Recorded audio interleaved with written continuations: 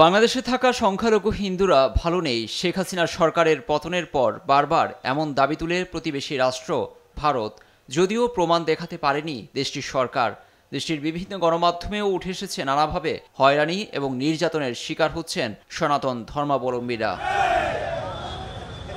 এই যেমন চলতি সপ্তাহে বাংলাদেশকে নিয়ে উস্কানি মন্তব্য করেন আসামের মুখ্যমন্ত্রী হেমন্ত বিশ্ব শর্মা। তার দাবি, শেখ হাসিনার নেতৃত্বাধীন সরকার পতনের পর বাংলাদেশ থেকে হিন্দু সম্প্রদায়ের কেউ ভারতে অনুপ্রবেশের চেষ্টা করেননি, তবে দেশটিতে নিজেদের অস্তিত্ব নিয়ে লড়ছেন অনেকেই। ফলে হিন্দু সম্প্রদায়ের লোকজনের নিরাপত্তা নিশ্চিতে বাংলাদেশ সরকারকে চাপ দিতে প্রধানমন্ত্রী নরেন্দ্র মোদীকে অনুরোধ জানান তিনি। Hindu is fighting and no Hindu is trying to come to India.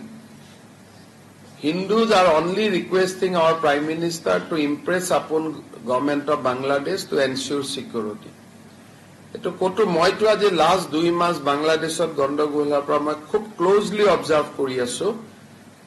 অসমত এজনো হিন্দু সোমাব চেষ্টা কৰা নাই। যি সোমাব চেষ্টা কৰি আছে মুছলিম মানুহসকল আহিছে, but not for Assam to go to Bangalore and Tamil Nadu. Assam is being used as a corridor.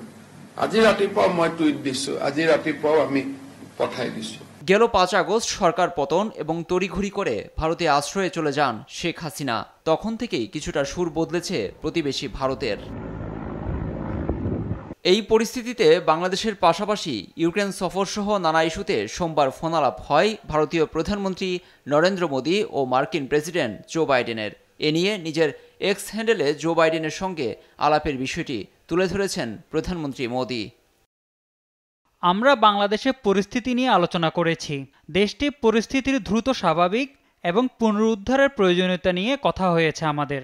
বিশেষ করে বাংলাদেশের সংখ্যালঘু হিন্দুদের নিরাপত্তা নিশ্চিতের উপর জোর দিয়েছি আমরা।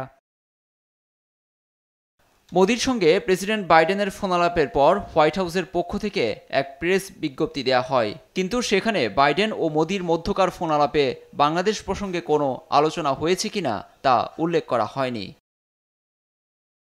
হিন্দুদের নিরাপত্তার বিষয়টি বারবার সামনে আনছে মোদী সরকার, অথচ মোদীকে বাংলাদেশে থাকা হিন্দুদের সুরক্ষা ও নিরাপত্তা নিশ্চিতে আশ্বস্ত করেছেন অন্তর্বর্তীকালীন সরকারের প্রধান উপদেষ্টা ডক্টর মোহাম্মদ ইউনুস। তারপরও বিষয়টিকে নানাভাবে তুলে ধরার চেষ্টা করছে দিল্লি। এমনকি ভারতের এবারের স্বাধীনতা দিবসে দিল্লির ঐতিহাসিক রেড ফোর্ট স্কোয়ারে দেয়া ভাষণে মোদী বলেছিলেন 140 কোটি ভারতীয় বাংলাদেশের হিন্দুদের নিয়ে গভীর উদ্বিগ্ন। তার এমন মন্তব্যে সমালোচনা হয় নানা মহলে। 140 करोड़ देशवासियों की चिंता कि वहां हिंदू, वहां के अल्पसंख्यक, उस समुदाय की सुरक्षा सुनिश्चित हो। लुत्फर कबीर, न्यूज डेस्क, देश टीवी। भारत हमेशा चाहता है